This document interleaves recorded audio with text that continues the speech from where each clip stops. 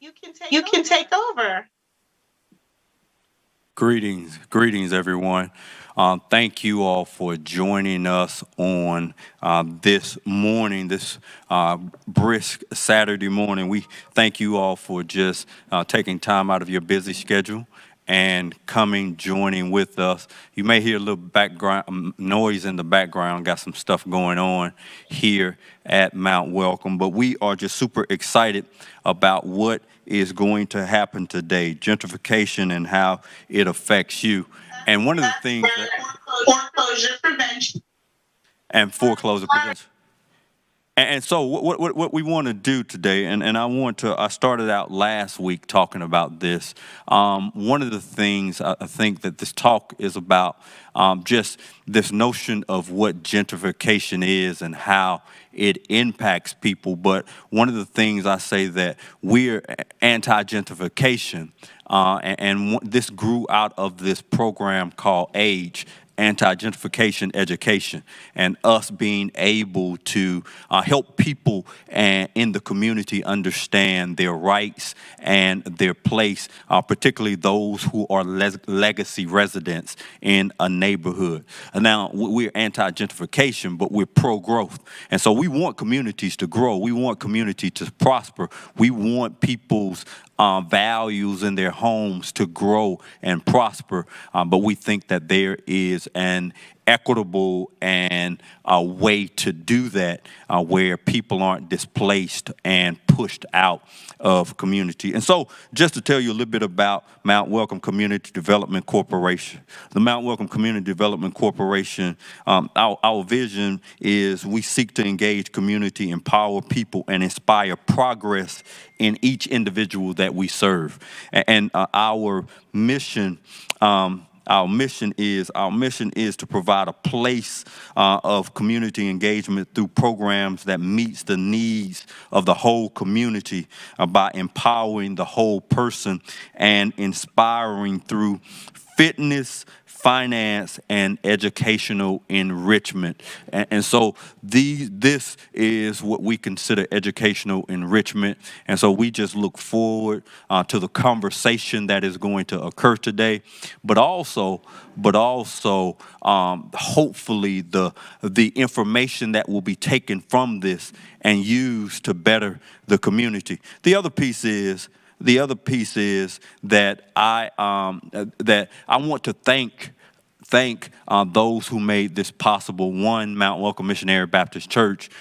Two, PSE, the Partnership for Southern Equity, who helped us do this work, and then all of those who have made this possible. And so we want to thank our presenters ahead of time, but also we want to thank you for joining us on this morning. And so I'm not going to belabor the time. I'm going to go ahead and turn it over to Miss Zenobia Palmer, who has been essentially helping to coordinate this whole process and program. And so thank you, and thank you. Thank you, Reverend Robinson. Thank you so much.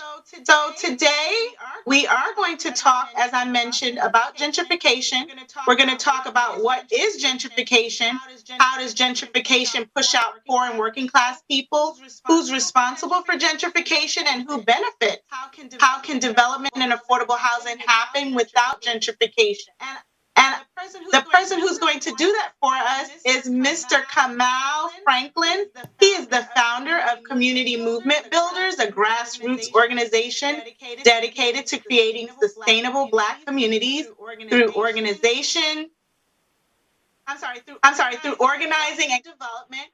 Kamal has been a dedicated community organizer for over 25 years, first in New York City and now based in the South. He has worked on various issues, including youth organizing and development, police misconduct, community cop watch programs, freedom school programs for youth, electoral and policy campaigns, large scale community gardens, and alternatives to incarceration programs. Camus Kamal, is a former co-chair of the National Conference of Black Lawyers and the former member of the New York City Executive Committee of the National Lawyers Guild. He was the first legal program director of New York City Police Watch, establishing the first watchdog accountability organization of its kind in New York. He formerly was the South Regional Director of American Friends and Service Committee, Civic Engagement Director of the of the MS NAACP, the Racial Justice Fellow, attorney at the Center for Constitutional Rights, concentrating on federal class action litigation against the New York City Police Department on racial profiling. He was the first campaign manager for Chokwe Lumumba's successful mayoral election in Jackson, Mississippi, and the campaign director for the first elected Black sheriff in Hinds County, Mississippi. He regrets this last one. Kamau Franklin was in private practice as an attorney from 2000 to 2007 with a diverse range of entertainment, business, and activist clients. He has worked in a variety of legal areas, including criminal, federal, civil rights, human rights issues, and contract law. He has written articles and has been interviewed for various online publications, including The Daily Post, Truth Out, Atlanta Black Star, Black Agenda, Left Turn, The Real News, Telesur, Organizing Upgrade, and others. His essay entitled An Ivory Tower Assassination of Malcolm X appeared in the book A Lie of Reinvention, correcting Manning Marable's Malcolm X. His essay, A New Southern Strategy, was published in the books Jackson Rising, The Struggle for Economic Democracy, and Black Self-Determination in Jackson, Mississippi. Kamau graduated from Baruch College with a bachelor's degree in business administration and marketing management, a master's from Brooklyn College in political science, and his Juris Doctorate from Fordham Law School. He is married and has a daughter and a son. Let's welcome Kamau Franklin. Thank you so much for being here. Thank you for having me. Let me apologize right away for the long bio. I apologize. I didn't know you were going to read the whole thing. It was really long. Never again. It was fine. I think it's important for people to know who is presenting and where they come from and what expertise they have to lend to this important conversation. So I think it was just fine. I appreciate that. Thank you all so much for listening. And thank you guys for allowing me to have this conversation with you. I really appreciate it. So I'll start because I have a PowerPoint presentation and I want to allow some space for question and answer. And I agree with what you said, that it's important for your audience to know who your presenters are and where they're coming from. So I come from a grassroots organizing background, and I think it's important for folks to understand that the work that I do and that others do allows us up close to see and what happens when neighborhoods are gentrified. In fact, where I come from in Brooklyn, place in Crown Heights, Albany projects, the surrounding area was gentrified, which meant it displaced residents. So I want to start off right away with saying, I think, we can have development in neighborhoods to help improve them, but if that development ends up moving people out or impacting the cost of rents and utilities and mortgages to a point where folks can't afford to live there, then you're no longer really talking about development. What you're talking about is displacement, and in some ways, even ethnic cleansing, because you're moving people out of their communities without them having any say really in how development happens. So I want to start there, but that is the perspective that I and my organization take when it comes to gentrification. So let me start with a standard definition that's used with gentrification to start the presentation. So gentrification is a process of changing a neighborhood's racial and economic makeup. Residents fall victim to changing market forces by the government and private developers. These developers / investors force rents and mortgages to increase beyond the residents' ability to pay, forcing them out of their community so developers can profit. What does gentrification look like, right? Sometimes we think it looks like things that we all may want, or we think are good, or we think maybe ostensibly improve our neighborhood. So new parks or bigger parks, dog parks, jogging paths, nature trails, condos, more tree planting, right? Bike lanes, farmer markets, healthy restaurants, more expensive restaurants. I could add here coffee shops, boutique stores, so forth and so on. Things that weren't necessarily in the neighborhood before the process started. And it's not to say that some of these aren't good things, but taken together, these are usually the how gentrification sort of make inroads into people's communities. Again, without asking what those folks need to make their community more sustainable, to make their community more livable, to improve their lives. They don't get a chance to pick what kind of stores, what kind of, if there's new restaurants that cater to their taste, if there are new grocery stores, and what kind of food that they sell, right? These things are chosen from the outside, and then they're presented usually in the form of some sort of master plan or by developers at community meetings. And people are led to believe that by buying into what seem to be nominal community developments, that their lives will improve. And what often happens is that they're forced out of a community. So on it, like we said, on the face of it, this seems good. But when concentrated, what does it lead to? Real estate speculation, higher home prices, increased mortgages, higher rents, police presence increases, additional cameras, night lighting, stop and frisk, the use of code enforcement as a weapon, higher income people moving in, lower income people moving out, more white people moving in, less black and or brown people in the community. Older residents move further away from central cities and work areas. They have less access to mass transit and social services. Residents lose community bonds, friends, and networks. So we can't think that all development is good development. Shiny new buildings, things that we think will ostensibly, make us think that, oh, this neighborhood is on the upswing, things are looking better. What these things do is that they, again, push out certain people. And we'll talk, about the increased police presence. We all know that Black and brown communities are particularly over-policed. Well, the idea that gentrification, when it starts happening, it means even harder or more forceful policing. In New York, for example, again, I worked on a stop and frisk class action lawsuit because the police under Rudy Giuliani and then Michael Bloomberg increased the use of the stop and frisk tactic as a way to harass, jail, and imprison Black people, particularly young Black people, as gentrification increased.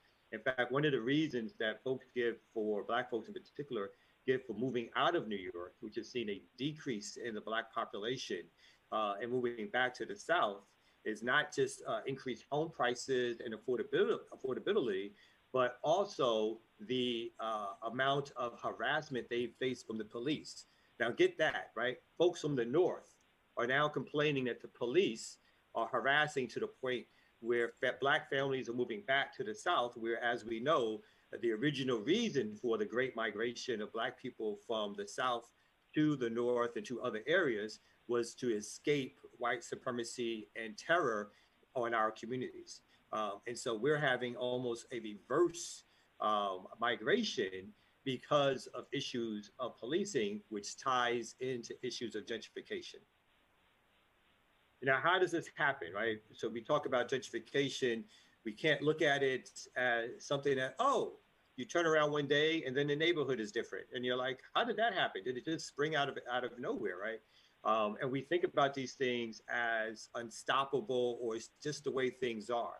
But what we have to do is to think about these as ways in which people set their minds, like having an ideology to what progress looks like, to what change that is good looks like, right?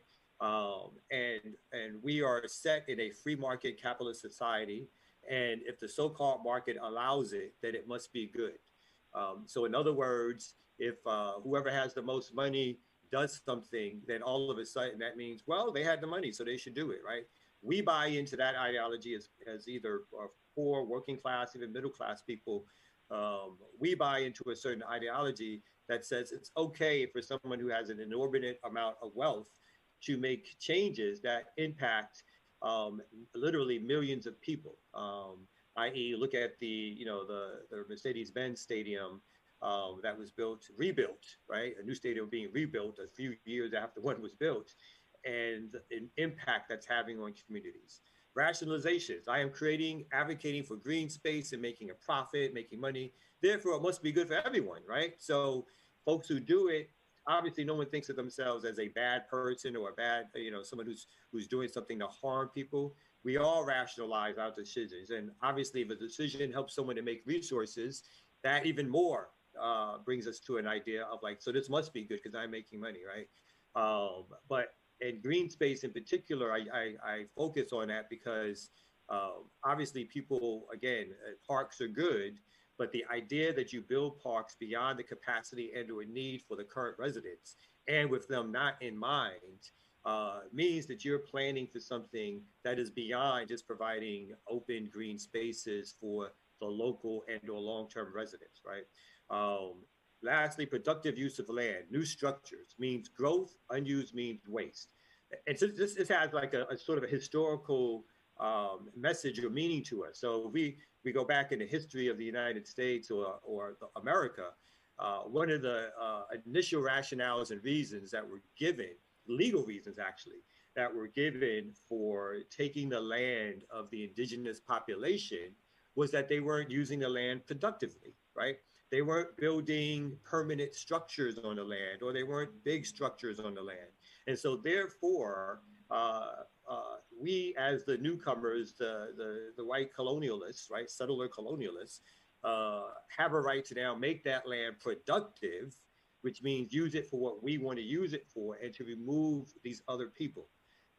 So in that way, people are trained again to think that anything new, anything big, anything shiny, anything that seems to be aesthetically pleasing, somehow will make a community better, as opposed to those are the things that forced poor and working class people out of their homes.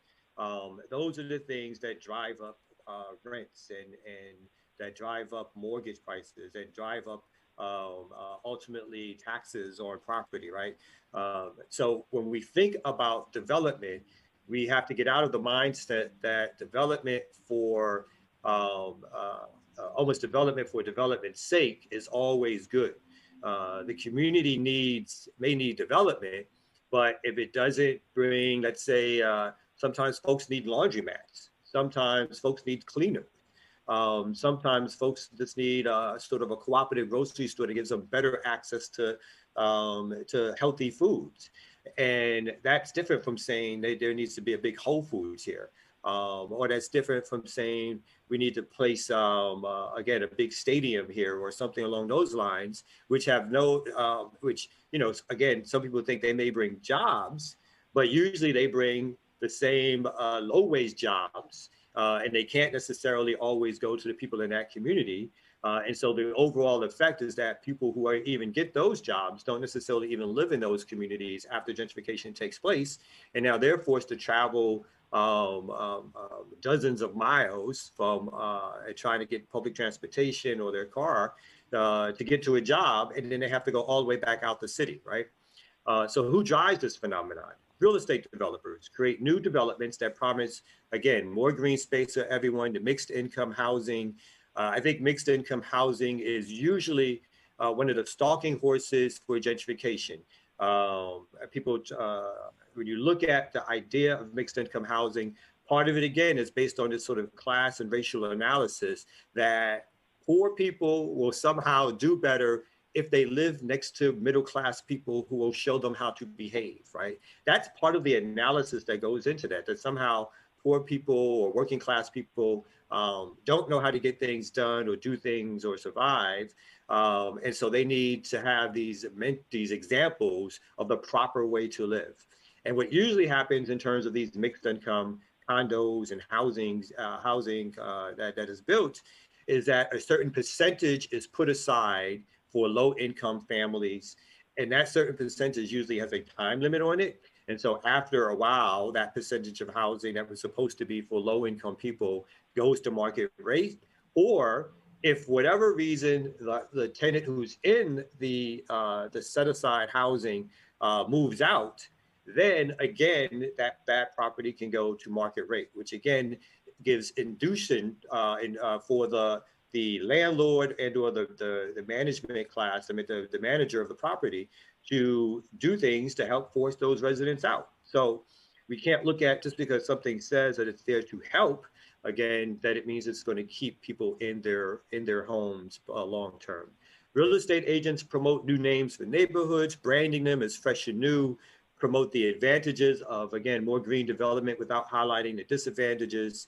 Elected officials who see new development as a way to increase tax revenue and blight create special rezoning ordinances, offer tax breaks and discount prices to encourage large scale development. And so, again, we are looking at people who think that newness means good without looking at the impact and effect of that newness on long term residents and even residents who, again, I hit on this point often, who are working class people who in Atlanta need a place to live. If we keep pushing out, as we are doing, working class residents, then what's happening is that we will continue to wind up with a city that is no longer serving the interests of everyday people, but that only serves the interests of wealthy folks and how they can make money off of middle class folks who then come into different communities and back into Atlanta to live closer to their jobs. And so a quick case and study of the Beltline, which is one of the main drivers of gentrification in Atlanta, which was sold to the public as a transportation and again, jogging and green space trail that was supposed to beautify and make Atlanta more livable. And of course, as we know, public transportation around or within the Beltline has been nil. The only thing that's happened is the trolley system that no one uses. But other than that, what's happened is that the Beltline and all around it has caused housing prices to dramatically increase. So really quickly, in 2016, in terms of the Beltline, they identified outcomes, and they said they're going to they're supposed to be create. I'm sorry about that. Supposed to be create over 15,000 housing units, over 3 billion in total development, either constructed or underway, and 2 million square feet of new commercial space. Of the 15,000 new units, less than 800 are affordable by the project standards, which is below 80% of area median income. And then the city got involved, and city legislators required that the project create at least 5,600 units of affordable housing. In 2017, an investigative report by the Atlanta Journal-Constitution revealed that of that amount, only 785 affordable homes had been funded, not built. From 2011 to 2015, a family within a half mile of the Beltline can be expected to have seen its property value rise somewhere between 2018 and between 18% and 27% more than in other areas of Atlanta, where prices already have increased to over 32% during that same period of 2011 to 2015. In the old Fourth Ward neighborhoods where Dr. Martin Luther King grew up, between 2000 and 2010, the percentage of white Americans in the ward more than doubled from 16% to 34%. And although the average sale prices of the homes were knocked off pace slightly by the housing crisis, it more than doubled from $126,000 to $290,000 between 2000 and 2018. So we know that gentrification has caused this to happen not only in the old Fourth Ward, but in different areas in Atlanta. In fact, I would say the area that we do the most work in is in the Pittsburgh, southwest area of Atlanta. And that area is now, which is a second-tier Beltline community, is experiencing the same type of gentrification that the rest of Atlanta is experiencing. Where prices, our community house that we purchased in 2015 for $50,000 now has a market value of over $215,000. And we haven't done that much to improve the quality of the house in terms of the structure to justify that kind of dramatic increase in housing prices. So the last thing before we get to solutions, I think it's very important that when we talk about Atlanta and we talk about some of the racial implications of this gentrification. So Atlanta, which builds itself as the Black Mecca, over the last 15 years has gone from a city that is 60% Black to a city that, and this is before the census has been released, that is now barely 50 to 51% Black. All of that has happened under the elected officials, the mayorship, which has been Black for over 40 years, the city council, which has been majority Black and sometimes almost all Black for over 40 years. So what we have is a Black political class, which is sided with a white economic elite to figure out how the city will get built and in whose interest the city is getting built for. And that's the major sort of conundrum. We see Black faces and we think they're going to work and or fight for us. And what often happens, particularly when big business or big money is at stake, these folks who get our votes decide to work in the interests of a class that has the resources to get them jobs, to improve their career, as they help push out working class Black people and poor Black people out of, again, Atlanta, which builds itself as the Black Mecca. The city is going as far as to pay poor people to move. At one point, it has knocked down all public housing in Atlanta. It has not controlled the increase in mortgage, in real estate taxes for families. Instead, it's like other counties hired the tax commissioner to do all they can to collect those taxes. So we have to know that just because a elected official, a leader is Black, and they tell us that something is good for us, that the facts bear out, and this is not only in Atlanta, but the facts bear out that folks who say they work in our interests have not to produce the results to justify the support that the larger community gives to these folks. In the next election, as soon as the city turns more than 50% white, as we've seen in the last two really contested mayoral elections, Kathleen Reed and Keisha Lance Bottoms, they both won by less than 1,000 votes. I mean, just think about that. And so the time is coming where, as liberal as Atlanta says it is, there will be no need anymore for this political Black leadership, and they're going to be replaced by white, moderate, and so-called liberal leadership. So lastly, solutions, right? What do we think should happen when we talk about development? As opposed to talking about big developers and so forth, we think we have to start by involving the community. So involve local community groups in the planning from the beginning to help make changes that are just green enough. And what we mean by that, of course, is, again, we know that communities need more public spaces, green spaces, playgrounds. But those things need to suit the needs of the long-term residents, the needs of renters as well as homeowners, not the need of sort of fancy new green spaces with huge jogging trails, which attract, obviously, higher income people to community. Make community members / organizations stakeholders in plans that involve not just green development, but all development, right? We think community organizations, neighborhood associations in particular, have to have a stake in how development happens. And that can include having ownership interests in local land and property. So we think it's very important to change the dynamics of how we think about development.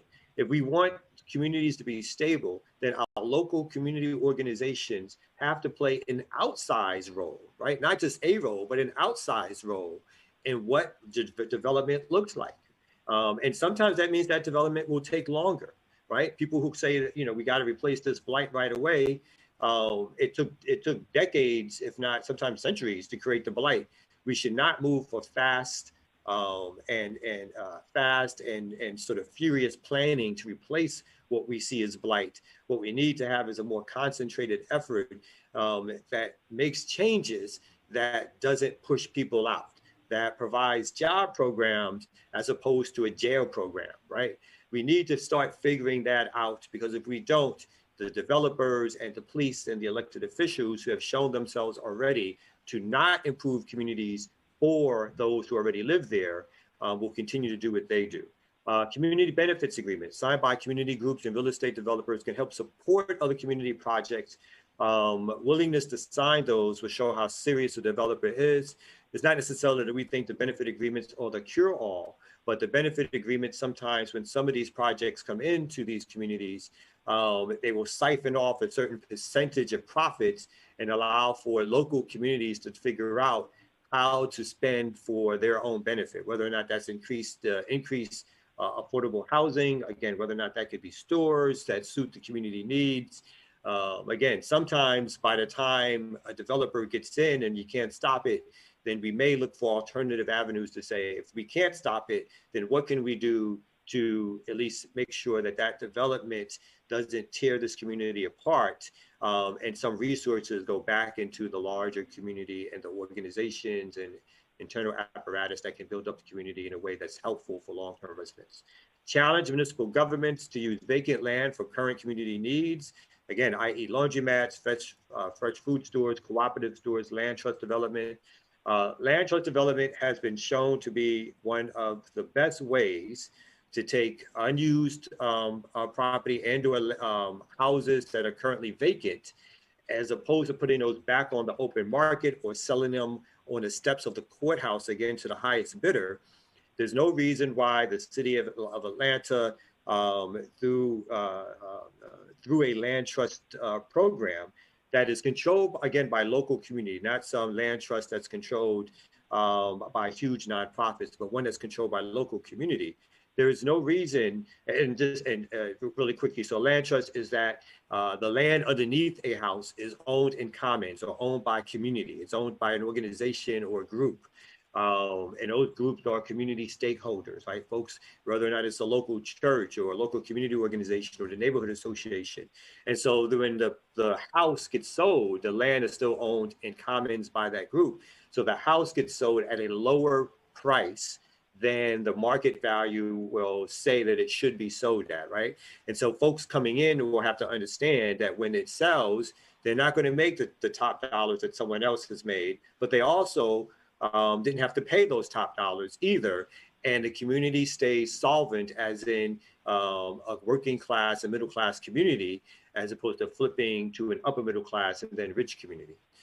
So we think this has been proven as one of the best ways to help sustain communities. We think tying new development, new housing to obviously a rate of income, I think it's called the MI, of the local community, that any new development, particularly on city or county property, has to be tied to something like that, which stabilizes the rents, and not just a short term, but into infinity, right? That's how those things should be stabilized or thought about, so that new builders, there are builders who do affordable housing, they get to build, people get to stay in their neighborhoods, they have nicer homes, nicer apartments, and they're not pushed out. Challenge the purpose of big development projects, who benefits, impacts on rents, property values. So we cover that. And for me, that means together, that's organizing. We as folks who believe in trying to quote unquote develop our community or make it better for residents who've been there for a longer time, have to impose restrictions. We can't be scared to challenge these developers. We can't be scared to challenge city officials. We can't be scared to challenge county officials, even when people think they're doing the right thing, again, because it looks big, new, and shiny.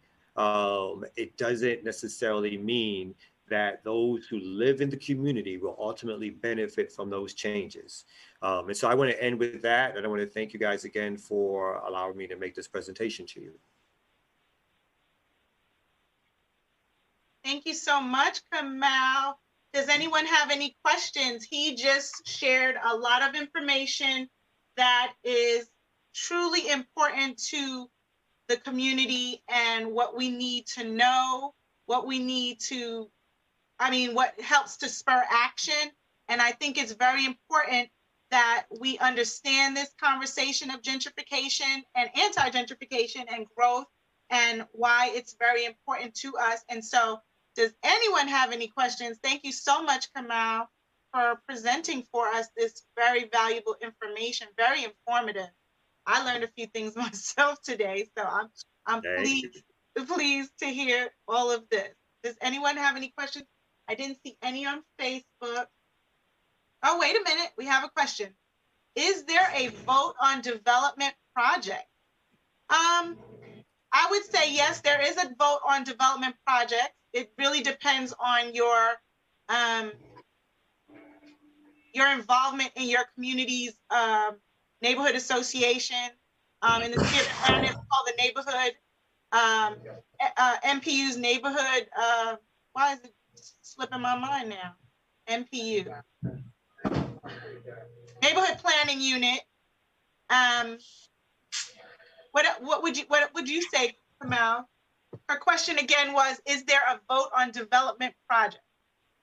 Yeah, usually, and this is the thing, that one of the systems, it's been weakened over the years, but the NPUV system did give communities, particularly in Southwest Atlanta, some control and voice in how development should happen. But what's happened over the years is that people, obviously through some of their busy lives and so forth, as residents have not attended, particularly in an organized fashion. And again, whether we like it or not, some of the people who've served on these NPUVs, again, have sided with development over community sustainability. And so they don't have the final say, but a lot of times this the neighborhood associations can give a vote, right? They ask the residents, what do they think? And if the residents vote against something, that goes to the MPUV, which goes to the city council member. So that at least they know now what the voice of the community, allegedly what the community, at least those that have shown up, think about this particular project, think about this particular new development, right? And that can have a powerful effect on whether or not that goes forward. But again, when you don't have as much people showing up as you would like, and when the developer makes a fancy presentation, and when the NPUV person and or the neighborhood association person says they think it's a fine idea, then there's not, and the city council person may say, we think this is a fine idea, then there's not going to be a lot of pushback. And so without that pushback, these plans move forward. Folks, trot them out and say, look, the community supported this. And then that, again, that steamrolls this idea about how gentrification happens. And lastly, it's a lot of it is because whether we like it or not, we are an unorganized community of people, to the point where we don't necessarily protect our interest in this larger, not only larger city, but obviously the country as a whole. And so we have to be able to organize ourselves to protect our interests, even when others don't like it, to be honest, even when others want to call us names or saying we're stopping progress or whatever it is. If we don't have our interests, we're going to be continually pushed around and pushed out of communities that we helped establish and lived in for, again, 30, 40, 50 years. And a lot of those communities, when Black folks wanted to share communities with other folks, those other folks decided to move out. They didn't want to share those communities. They were like, no, you moved here, I'm gone. And so now when it's now become fashionable for folks to move back into the city, they do it in such a way where you don't have to be overtly racist to move somebody out of their community. You just have to make sure the economics don't match up with the current residents. And so therefore they will naturally have to leave. And with the little police presence, young people will naturally be pushed out and pushed into prisons and jails. And this is not unique to Atlanta. This is happening all across the country. And lastly, I'd say all across the country, again, under a lot of times, Democratic, liberal mayorships that supposedly should be on our side because they depend on our vote. Well, I just want you to know that in my head, I'm in here like, yeah, speak on it, because this is so important. The part, especially about the fact that we do not look into or look after our interests. It's very important, you guys, to speak up, speak out. And I very much appreciate those who are out there on my behalf, protesting and doing the things that I can't necessarily do for myself because I'm too chicken. So I think that was important to say. And before I move on to the next question, I want to ask Commissioner Johnson if he would join us really quickly, because we were talking a lot about the city of Atlanta or Atlanta in general, but how does DeKalb allow their residents to get involved? Because I don't live in DeKalb, I live in the city of Atlanta, and although I've worked in many of the metropolitan area counties and worked with their constituents, I don't know the process for DeKalb. So Mount Welcome is in the district. District 3 is your district, right, Commissioner Johnson? Yes, ma'am. So, and Commissioner Johnson has had 5 terms as the commissioner in DeKalb County, and I just wanted to see if he could help touch on really quickly, how do the residents contribute to development conversations in DeKalb County? I know there are several DeKalb County neighborhood associations, but in Atlanta, we have the ability to, speak up and say yay or nay for projects in our neighborhood. So how does it work in DeKalb? And specifically because I want to know about DeKalb more so because Mount Welcome is partially in DeKalb and partially in Atlanta. Right, yeah, they're in both worlds. Well, they're close, but their address is Decatur, but either way. Yeah. They're in your district. Oh yeah, but they got part of the street annexed into Atlanta. So that's a whole nother history lesson. Exactly. That I want us to talk about at some point. Why did they leave DeKalb to go to Atlanta? And a lot of it's going to be based on the school system that they thought they were getting into, which was the charter school at Eastlake, because the folks don't want to go to McNair, Discovery, or that area. So, and before you go into your other topic, just address this, and then I'm going to introduce you for your other topic. Please. Okay. All right. But the main thing is to we do a community council. Community council is composed of residents who make up the district. So these are everyday citizens who sit on, and then they get to listen to the zoning and development first. And then after that happens, they say yay or nay. Then it goes to our planning commissioners, and that's made up of residents from each district.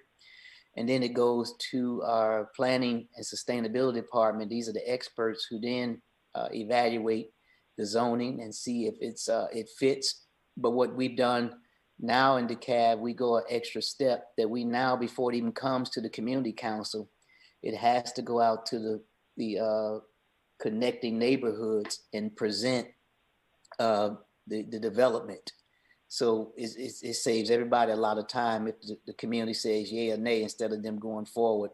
So we do a 4-step process, and then it comes to us. We're the last piece of the decision-making process. So it has about 4 or 5 steps, and then it comes to us, the county commission, and then we decide on what this development should be. So it's totally similar to Atlanta. That's awesome. Yeah. So Kamal, we have another question. Someone asked, what are some things that you've done with your organization to maintain growth and gentrification? What are some things you've done with your organization to maintain growth and fight gentrification? There's a couple of things that we've been working on. One is when we purchased the community house, we, with the neighborhood association and other local organizations, called for basically a town hall meeting, something we call a People's Assembly. And we started asking people what were their major concerns with the community that a grassroots organization like ourselves could support or help, right? So we're not like a rich organization by any stretch of the imagination, but we're an organization, community movement builders that folks join because they want to do organizing and support work for and with Black communities, right?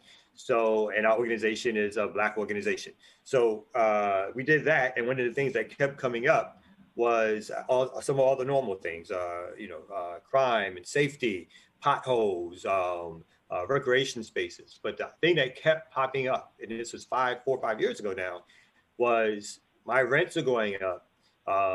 My taxes, house taxes are going up. I don't know if I'm going to be in this community much longer, right? My landlord is increasing the rent, or he's telling me he wants me to move so they can sell, that kind of thing. And that kept coming up over and over and over again. And so for us, it was like, well, if you can't be in the neighborhood, the other things don't matter, do they? Because this is going to be a problem, just follows you to the next neighborhood.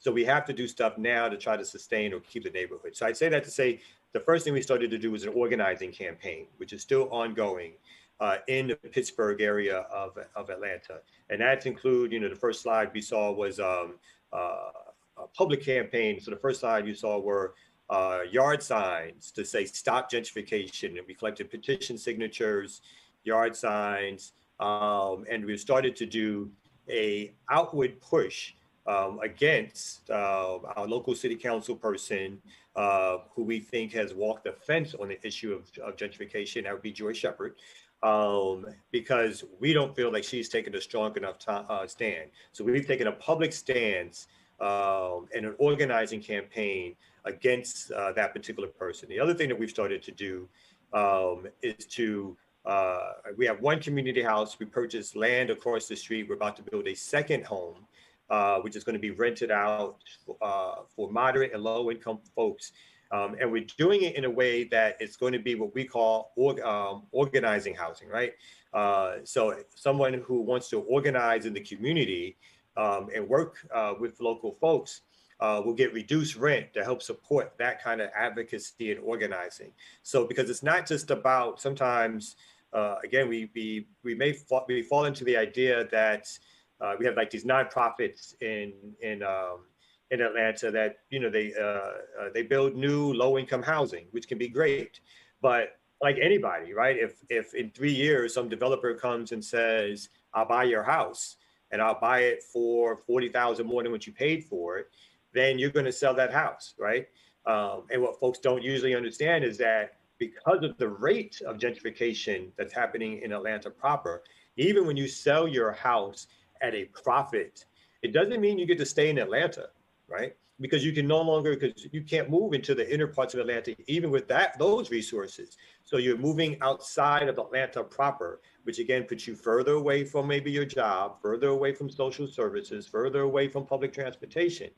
So we're building new housing to help sustain and organize in the community. And then lastly, we're doing what we call cooperative development. So we're building cooperatives, which we can start to hire folks who are locally in the community. We have an aquaponics cooperative, a CMOS cooperative, a security cooperative, which actually provides safety in the community and does a cot watch at the same time. And we're going to soon have a kale chip cooperative. And that the CMOS cooperative the CMOS is actually being sold in stores. So we're going to hire folks, and if they stay with us for 5 to 6 months, we're going to make them worker owners, right? So that means the profits in terms of building alternative economic systems don't go to an individual to get a huge salary, but they go back to the workers again to help them maintain a certain life in a community and stabilizes themselves and their income. So those are the things that we're planning and working on. And it's an uphill battle because gentrification goes fast. Small community organizations don't necessarily move as fast. And so it is up to people like us and other folks to join forces to make bigger projects, to do bigger things, which can tip the scales to how development happens and to slow down gentrification in these communities. Awesome work. I've already expressed to you how much I'm excited about the work you all are doing in Pittsburgh. Someone in the audience said that she grew up in Pittsburgh and she went to Gideon Elementary School and graduated from L.J. Price High School in 1968. So I know she has seen the changes in that area just as we all have. And so we're grateful for the work that you do and continue to do. And I did share with folks in case there was a question about the name of your organization again. So I shared the website for those who are interested. It's www.communitymovementbuilders.org. And I also shared information about the CMOS product that he was just speaking of. And there's a description about what CMOS is because many people are not familiar. I have a Caribbean background, so and ancestry, so I'm very well aware of it, but there are others who may not be. So I just thought I would share the website link for the product because it is for sale and the community is working to sell, they prepare and make this product, or not make it, but they help to, what's the proper term, Kamal? They help to package it and have it available for sale. Distribution and sales. Yeah, yes, exactly. And so that's something that's putting jobs in the community of Pittsburgh, along with, you know, he mentioned CMOS, but they're also doing other cooperatives as well that are helping to put jobs in that community. And I think it's pretty awesome and fascinating. Were there any other questions that anyone else might have had about some of what Kamal just spoke on? We just check Facebook. Someone, by the way, asked, why were we having this conversation? Why were we making this presentation? And I think it's important for folks to understand that you need to know what's going on in your community, what's going on in your neighborhoods, what's going on in the overall city that you live in, as well as the state that you live in, and how it affects you and how it's pushing us out. And like Kamal said, there are very many, you can see from the 1996 Olympics in the city of Atlanta until now, how drastically we are being pushed out from, you know, we're in the city, we are the city, and then, you know, gradually we're being pushed out, and then we're being pushed out to areas where there's no transportation, you know, where it's harder for folks to get and be closer to work, and so, and to even have transportation. And so that's part of why we're doing this. We want to make sure that people are aware of what is going on in the neighborhood, in and surrounding the church's area, which is Decatur, Georgia, and all the residents that live in that area are being pushed out because of gentrification and because of the next topic that we're going to talk about, which is home equity theft. And so we just wanted to share this information and make sure that you became educated so that you can spur action through some of what Kamal talked about, such as a community benefit agreement, or just, you know, participating in your local neighborhood association or your city council. I mean, what did Commissioner Johnson called it? It's the community council in DeKalb County or your neighborhood planning unit in the city of Atlanta. So thank you so much, Kamal, for all you presented today. I was informed. I hope the audience was informed. We greatly appreciate you, and I hope that you'll stick around till the end just in case somebody pops up with some question. But I also wanted to share with you guys some of what Kamal spoke on. We kind of gradually led up to this topic today because we presented last week the topic of community housing resources and things you can do to make sure that if that investor knocks on your door or calls you or texts you, some of the things that you can do to make sure that you are not a victim of letting your house be sold for just what was the number you said? $400 more. I forgot what you said. A couple $1,000s more than what you paid for it, because it's very important to know the comparable sales in your area. Don't just sell your home for less than, you know, it's worth. And don't just take a couple of dollars more because, oh, you paid this much for your home, $150,000, and they're going to give you 20,000 more or 10,000 more. So go back to the Mount Welcome website, mountwelcome.org, I think is the website. Let me just double check. I don't know why I'm flipping here. And also check our Facebook page, Mount Welcome Missionary Baptist Church on Facebook. They also have Mount Welcome Missionary Baptist Church on YouTube. And on all three of these platforms, they have this presentation. This one today is being recorded, and the one from last week, so that you can go back and look and take notes if you missed something, okay? So I want to just thank you again for your presentation. And right now I'm going to give Commissioner Larry Johnson, who is the DeKalb County Commissioner, for how do I phrase that? He's had 5 terms as the DeKalb County Commissioner here in Georgia. And I just want to give him a moment to share some information with us. Thank you so much. All right, still morning time. Good morning. And thank you, Mr. Franklin. I appreciate you educating me and helping me as we start or look at going through these things in DeKalb. So I appreciate that. And just to say and thank Mount Welcome and Pastor Robinson for being proactive and just really educating us on why we should know and understand these issues. And thank you, Ms. Palmer, for facilitating the great discussion. Just to add to this, we started last year in the district a Don't Get Tricked campaign, where we went to all of our senior centers, because a lot of seniors are being sent things in the mail. We'll buy your house and we'll come in. And I had Atlanta Legal Aid, who you're going to hear from. I've had Urban League.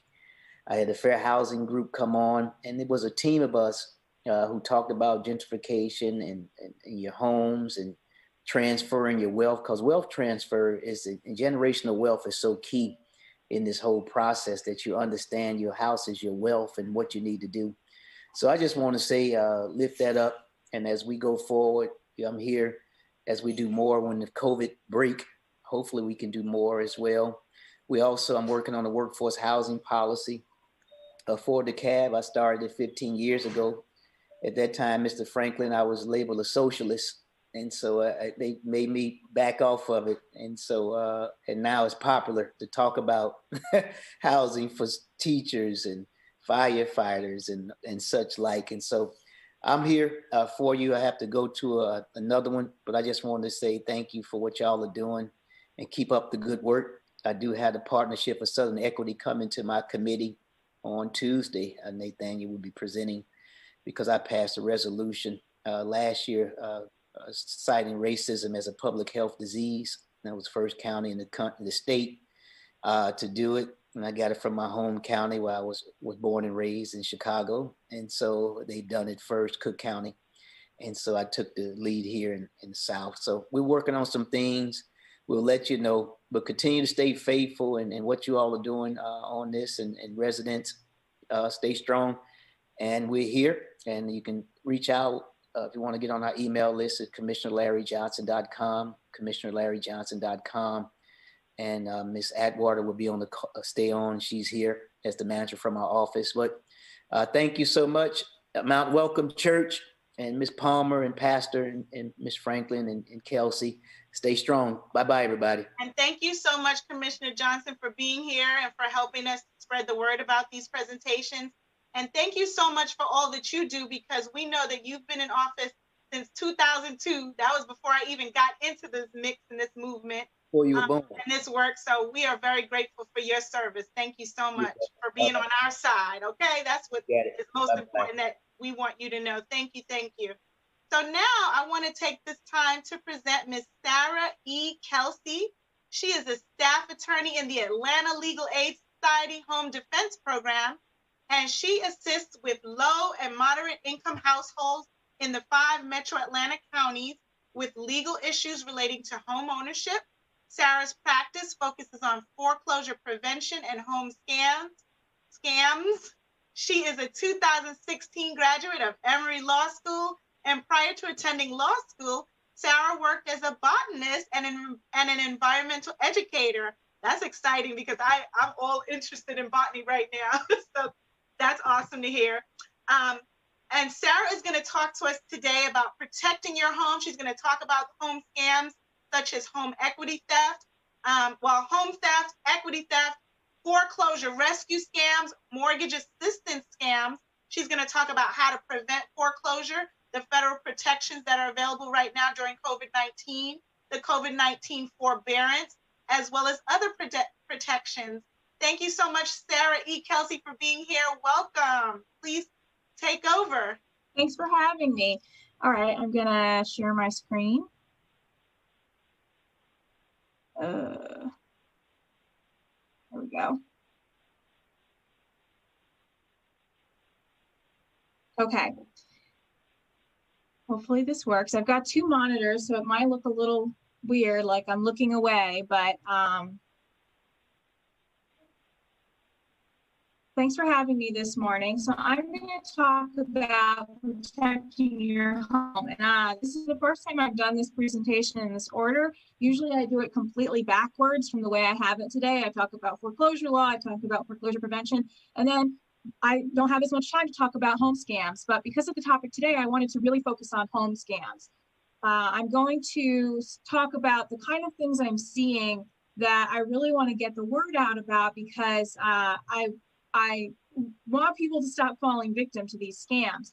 A lot of times people come to our office when it's too late and it's hard to get either their money or their home back.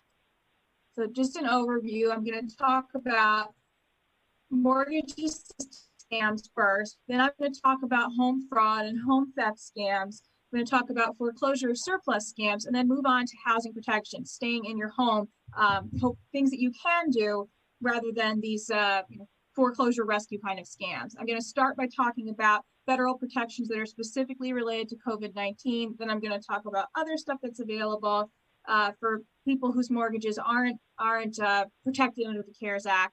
And then I'll give a brief overview of Georgia foreclosure law. I'll start by talking about scams. And I really like this picture because, sorry, there's something going on in the background. I really like this picture because I just feel like it's exactly what it's this, whether it's a home purchase scam, someone who really wants to buy a home, or someone who wants to stay in their home and is afraid of losing it, that home is really the bait for what is absolutely a trap. And what I say about home scams is that they are designed to separate people from their money or their house or both. So first, I'm going to talk about what kind of they all have in common. When someone is charged money for help, if you're afraid of losing your home, there are very often free programs that are, experts who can help you for free. And I'll be talking some more about that. They'll use aggressive tactics like barraging people with advertisements, door to door, things like that. The process will be fast. Now, the Georgia foreclosure process is fast, so sometimes what you need to do with someone who's actually helping you is going to be fast, but they're not going to be pushing you to sign a contract right away. When somebody guarantees results and says, I will definitely stop this foreclosure, I'm going to definitely get you a loan modification, that is a red flag. You can't guarantee results. You just don't know what's going to happen. When they discourage you from talking to someone else who can either tell you that it's a scam or tell you that they're not even doing what they said they were going to do, that's a red flag. So if someone's like, sign this contract, no, there's not time for you to look it over with a lawyer. No, you can't look it over with your friends. You don't want to tell your friends or your family what's going on.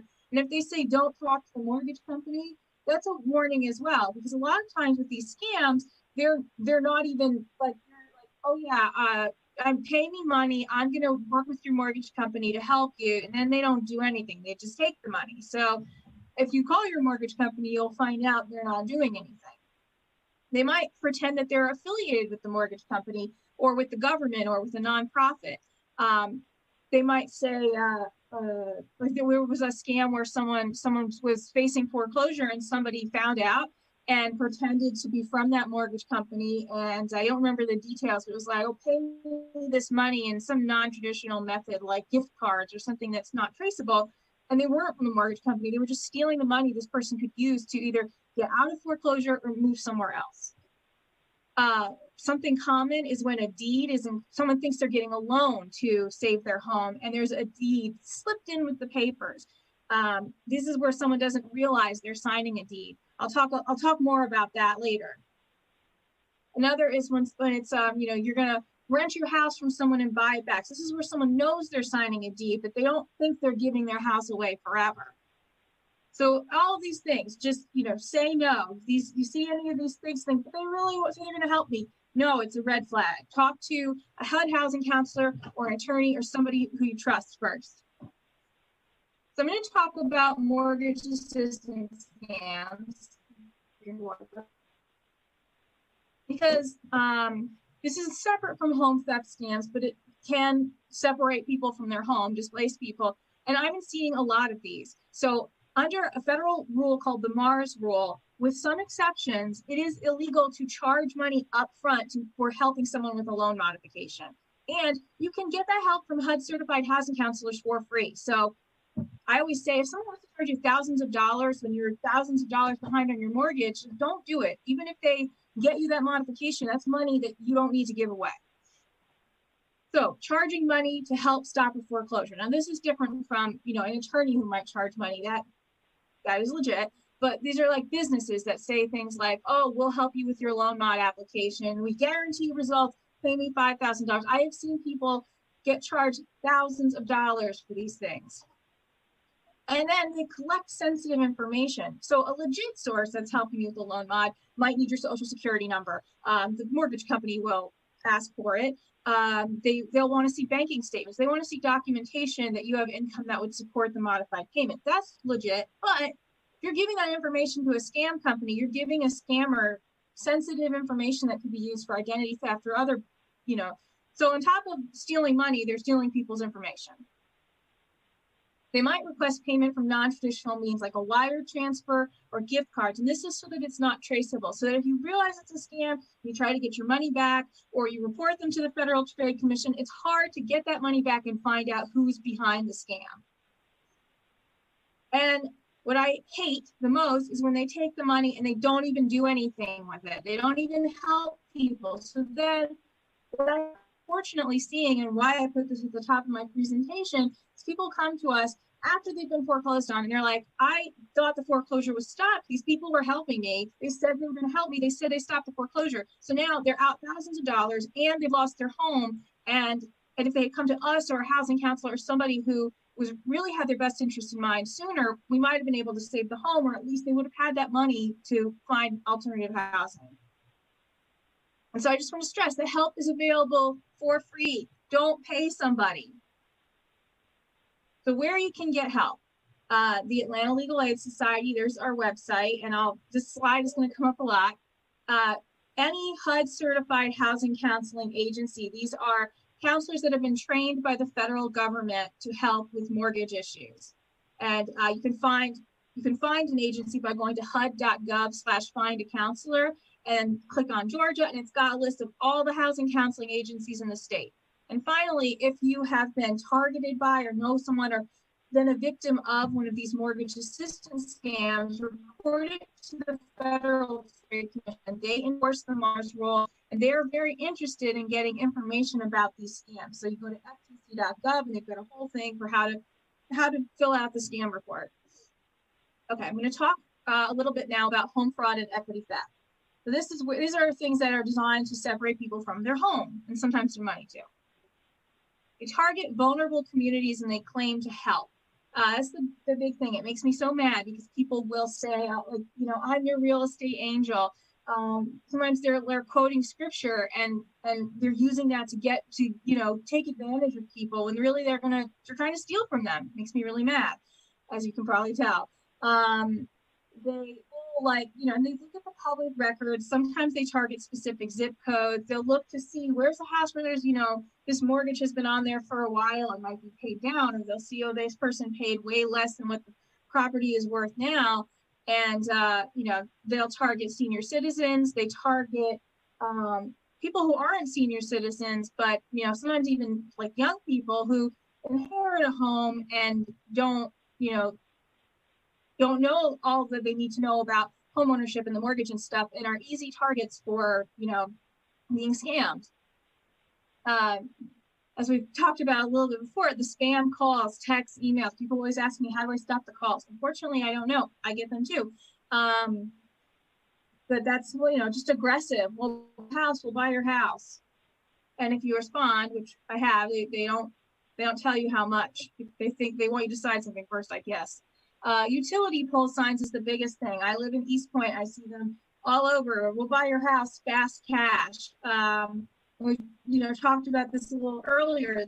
That typically will be fast cash, and it's advertising a utility pole like that.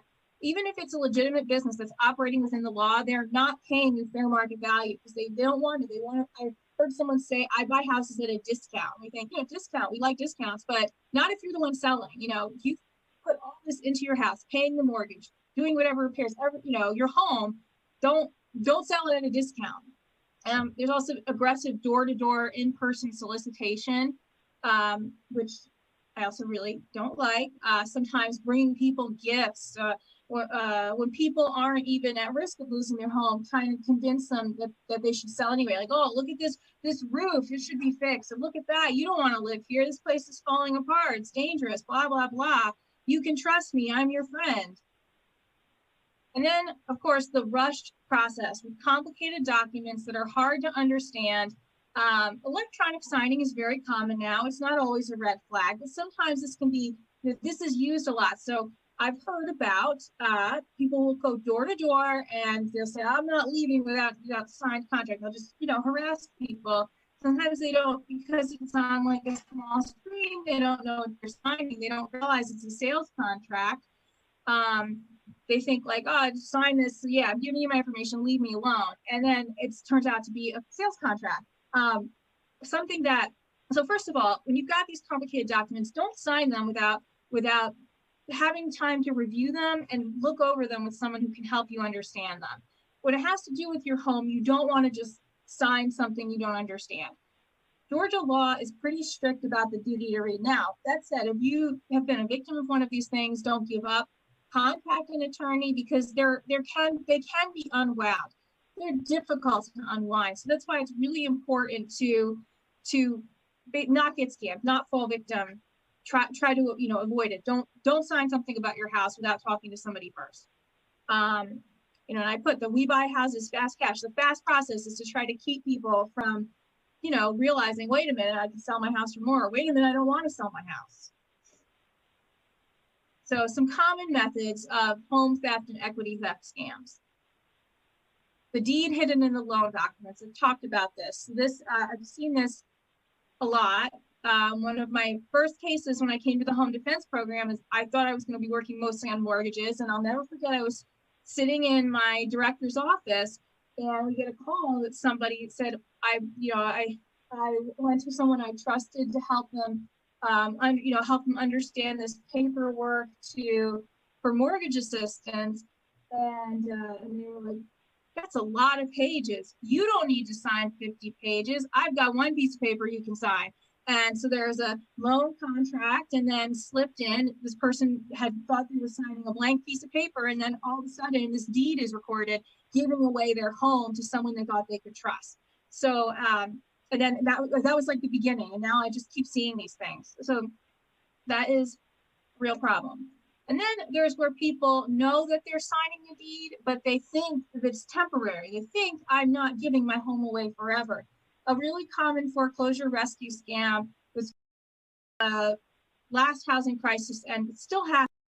I'm going to see a lot of these now with the pandemic and subsequent economic instability, is where somebody, like, when you go into foreclosure, so a lot of times you can pay not the entire loan balance, but just the missed payments, late fees, attorney's fees. There's a smaller amount you can pay. It's called reinstatement, where you pay to basically get caught back up. So a common scam is where somebody says, oh, obviously if you could afford to reinstate, you wouldn't be facing foreclosure most of the time. So someone will say, oh, let's say it's $5,000 you need to pay in order to catch up, or even $10,000, but it's way less than the mortgage balance or the cost of a house. So somebody will say, I'll pay that. I'll give you a loan. So I'm going to pay that $10,000 that you owe and get your mortgage caught up. You sign a deed to me, and that's in return. I'm helping you. I'm paying this money. You're taking me on a loan with me. You've got 90 days to pay me back, plus an extra premium of some amount. So the money they put that someone already was having trouble pay, plus another amount. The contract is designed to fail. So, okay, we're gonna keep paying your mortgage payments. You're gonna pay rent to me, and if you don't pay me back in 90 days, then I keep the home and you become my tenant. So now somebody is renting from who they thought was their real estate savior, and that person has just bought a home for $10,000 or whatever, way less than the cost of a house. And then once the person is a tenant, they can be kicked out. And so what I will still call a scam is a fast sale for way below fair market value. Sometimes people know that's what they're getting into, they know at least that, yes, I'm selling my house, it's a fast sale, but they don't realize that they list with a real estate agent, or at least talk to a real estate agent, find out what's your house, have someone who's advocating to get the best price for you. They can get a lot more money. Sorry, I lost my train of thought for a minute. But anyway, yeah, it's just the fast sale for way below fair market value. I call a scam, even if sometimes it's not, necessarily something that's illegal or there's no fraud involved. It's just kind of getting to people before they can find out, wait a minute, I have more options. Even if you are facing foreclosure, sometimes a mortgage company will put a hold on the foreclosure to let you sell a house. Sometimes it's possible to file bankruptcy and then sell within the bankruptcy to get more of the equity out of the home to help you. You know, if you have no other choice but to sell your home, it's better to get as much as you can to, you know, be able to move on. And also, I want to add that what also I sometimes see is where there's a fast sale where somebody doesn't realize they're getting less. Like the papers are drawn up in such a complicated way where someone thinks, okay, I'm going to get, you know, so much money, and then they, you know, don't realize they've signed on to get like $1,000 or something like that. Predatory loans are another type of home theft scam. It's just where there's some kind of loan that is, you know, designed as a kind of mortgage, designed basically to be a contract that is designed to fail. Somebody, maybe they are behind on their utilities, for example, and need to get them turned back on. And so basically a loan with predatory terms that, or their taxes or something like that, but, you know, designed to make it impossible for someone to pay back, and then the person gets the home as a result. So this is a whole other topic. This is home purchase scams, or scams when somebody is not currently a homeowner, is trying to buy a home. These are scammy ways to sell homes to people. So this is a whole other topic. I'm not going to go into it too long, but I just want to mention those because they're out there. Rent to own and lease purchase. These are not as good as buying a home the traditional way, because what can happen is like you can lose all that money. When you've got a mortgage, you're building equity as you're making payments. Even if you lose the home, you can get some of that money back as equity. But with rent to own, these contracts are typically designed so that if you miss a payment, you don't have the protections of a homeowner. You can get evicted like a tenant and lose all that money you put in, including a down payment or option fees in the case of a lease option. And a lot of times these contracts will try to put the burdens of a landlord, such as repairs, on the tenant. Seller financing, we call a scam as well, because a lot of times these are loans with predatory terms, or sometimes this, there isn't a regular title search done, like when you're borrowing from a bank, and the seller doesn't pay off their existing mortgage. So you're making your payments to your lender, who's the seller, and they're supposed to be making payments to their mortgage, but they don't. And then that mortgage forecloses. And even though someone's been making payments on their home, they can still lose it. Home repair and home improvement scams are also another topic, but basically, like the predatory loan I talked about, this is a scam where, somebody, I haven't seen these as much, but there is something Home Defense Program has seen, kind of saying, oh, we're going to fix your home, but it's a predatory loan that is a secured loan. It's secured by the house and can, again, be foreclosed on and used to get someone's house for a very small amount of money.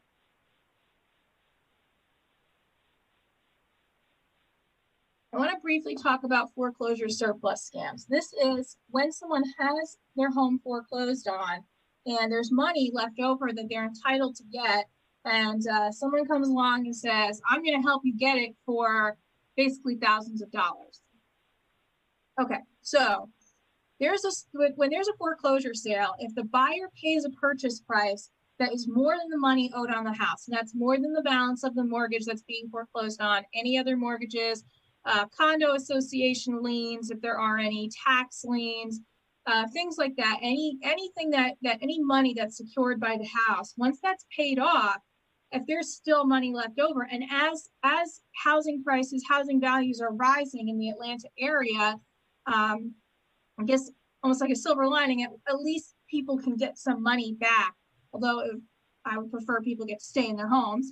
But anyway, that's money that the person who's just lost their home is entitled to get. So in that situation, there is a surplus.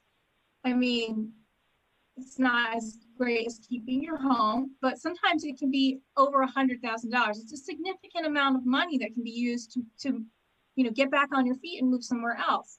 So, and you're entitled to that surplus without paying anyone any money whatsoever. I just want to stress that. So the way to get that money contact the foreclosure law firm. That's who sent the letter. Their name is listed in the ad. Ask for an accounting. Say, is there a surplus?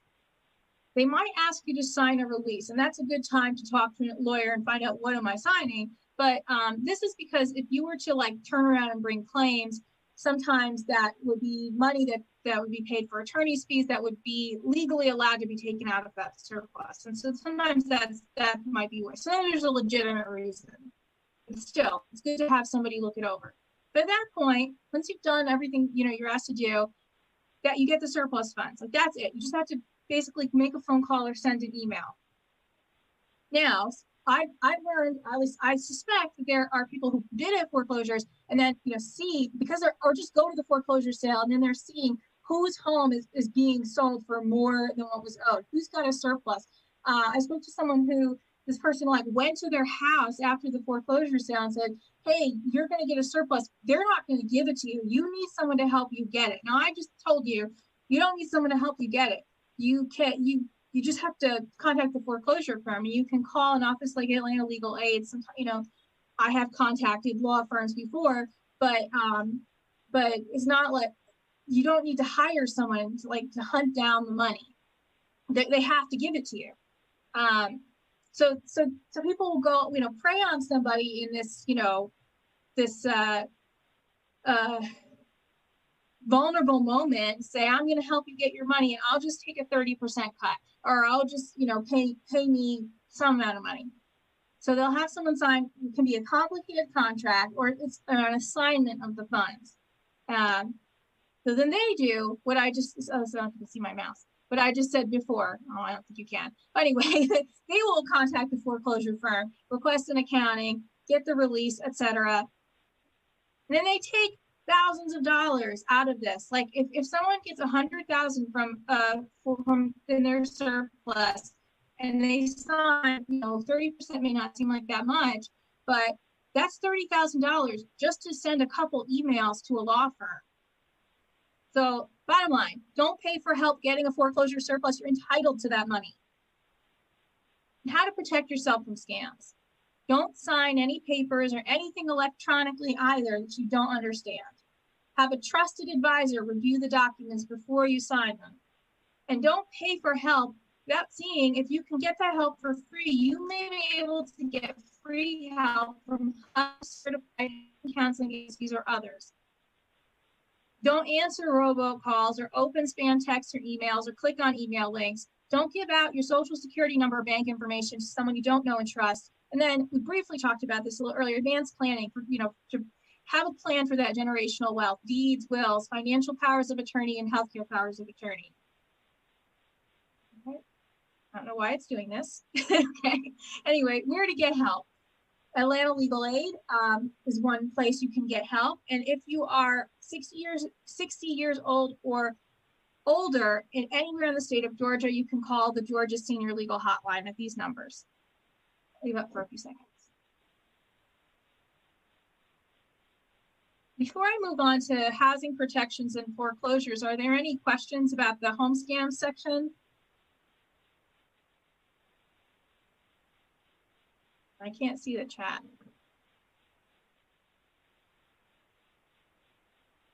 Okay, I'm going to move on. And you can ask questions later. I'll answer them later. Sarah? Okay. Sarah, can you hear me? Sorry. Yes. I was saying, my question is, are you seeing these scams in any particular concentrated areas in the metro Atlanta area, or is it just coming from everywhere? Or is it that you guys just service only Atlanta? Well, we serve, City of Atlanta, I mean. We serve 5 counties, Cobb, Clayton, Gwinnett, DeKalb, and Fulton. I have to think because I always forget when I'm listing them. But definitely South, definitely South Fulton County, South, the West Side, South Atlanta. I'm not, I obviously see a lot of that because I live in East Point. And South DeKalb are where I'm seeing a lot of these scams. They really are everywhere. I mean, people calling from Gwinnett, Cobb. I think at the very end, I talked a little bit about Georgia foreclosure law, but basically one of Georgia's notice requirements is this public advertisement. So that means that, the idea of it is that more bidders come out and then the price is higher and then, bigger surplus. But also what happens is, because it's public record when someone's getting foreclosed on, that means that both people who can help, like bankruptcy attorneys, that's not a scam. If you get a lot of mail from a bankruptcy attorney because you're facing foreclosure, that's not a scam. But scammers will also target people either to say, oh, I'll buy your house, or for a foreclosure rescue scam or a mortgage assistance scams. And I'm seeing, actually, again, I think of it, I'm seeing mortgage assistance scams everywhere in the metro area, and like different companies. They sometimes make it kind of like they have a quasi legal name, but there's no actual lawyer associated with it. Yeah, I think they're everywhere. Okay, that's good information. There was something else that you said that I wanted to address.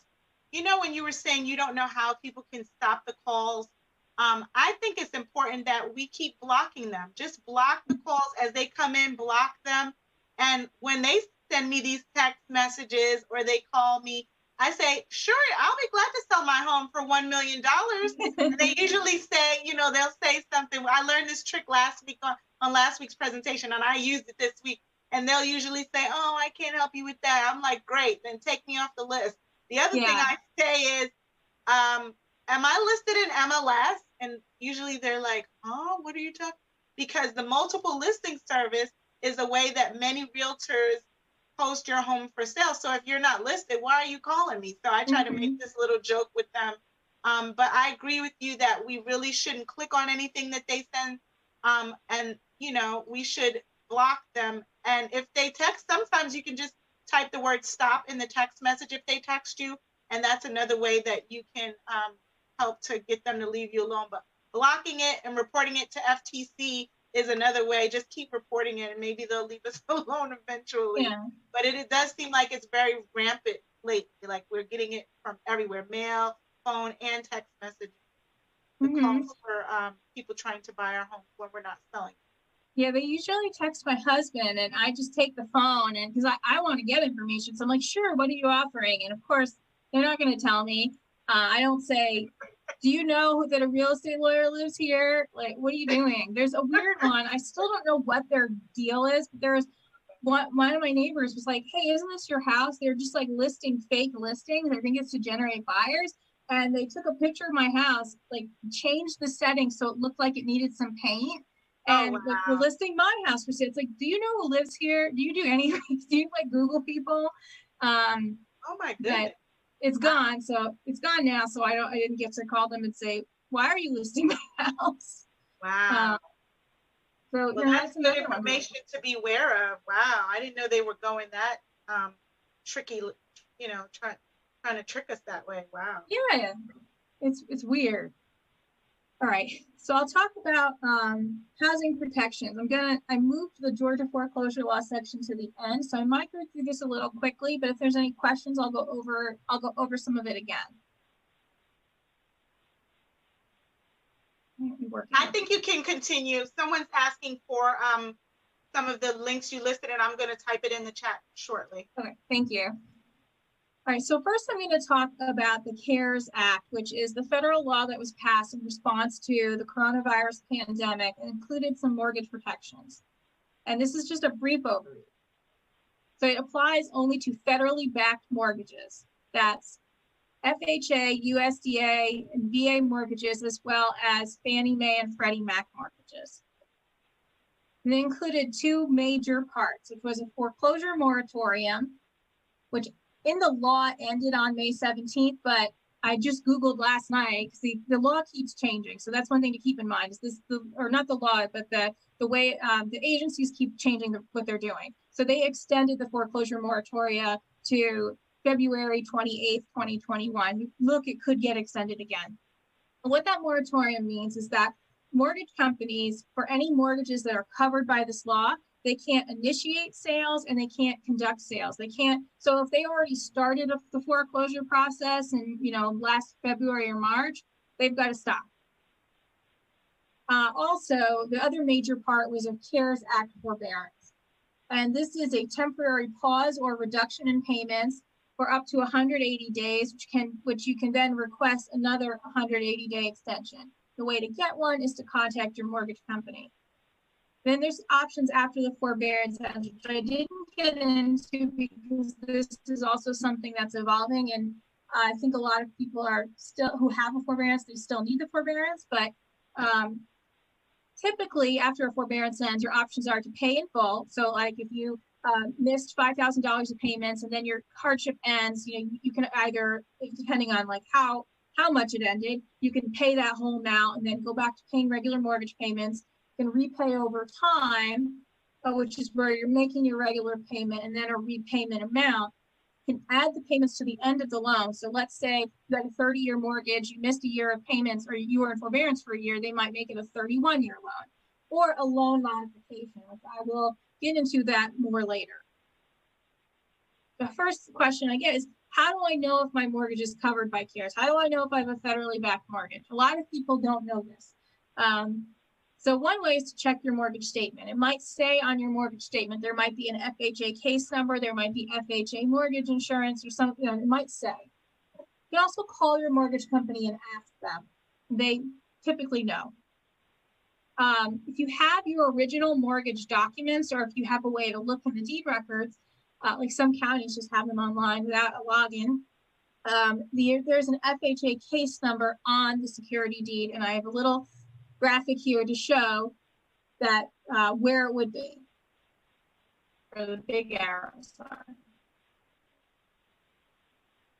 If you want to find out if you have a Fannie Mae loan, you go to this website. I just Google Fannie Mae loan lookup. If you do that, that website comes up, and it'll have you fill out this form with your name and your address, and the last digits, last four of your social security number, and it'll say either yes, this is a Fannie Mae loan, or no, our records show that it is not. It's important though, it has to be the borrower. So if there are there's more than one person living in the house, and even like listed on the security deed, sometimes only one person signs the promissory note. So like a couple, for example, one spouse may be the only one who signed the promissory notes. It's important sometimes check for both people, or everybody who could be on the loan. Freddie Mac is a different website, but it's a similar form. The same thing. I just Google Freddie Mac phone lookup whenever I need to look one up. Okay, so I kind of briefly touched on this, but I'm going to talk a little bit more about what is a forbearance. It is a temporary reduction or pause in payments. I think most of the time, what I'm seeing is it's a pause. It's no payments are due for a set amount of time. A reduction is when somebody has a hardship that isn't a complete loss of income. And so like maybe their hours got cut back and they can still afford to make partial payments. So then only some of the mortgage do. This is available under the CARES Act. This special type of forbearance is available even for people who were already behind on their mortgage. If someone was behind years on their mortgage, they were about to be foreclosed on, they can still get a CARES Act forbearance. During this time, no additional late fees or penalties will accrue. So no late fees, no penalties for the payments that aren't being made because of a forbearance agreement. The interest, however, does still accrue. And this amount has to be repaid. I stress this because there's sometimes a misconception that this is forgiveness, or this is temporary money that just doesn't have to be paid. And that's not true. It has to be repaid at some point. It's not forgiveness and it's not deferral. But we always say, even if you have a qualifying hardship, a COVID-19, or hardship that is directly or indirectly related to COVID-19 that has created a temporary loss of income, if you can keep paying your mortgage and your other household expenses, keep paying your mortgage if you can. Don't, just because you can get a forbearance, you don't have to get one, because then you don't have to have this big lump sum to deal with later. And the way to get a CARES Act forbearance, if you have one of these qualifying mortgages, you can call your mortgage company. You can tell, and they're only supposed to ask a couple of questions. They're not supposed to ask for a bunch of documents. They basically say, will you affirm that you had a hardship? It is somehow related to COVID-19 and you're still living in the home. Okay, we process it. Go to their website, because sometimes in the portal, a lot of mortgage companies, to kind of cut down on too many calls, made it really easy. They've made these little forms you can fill out online.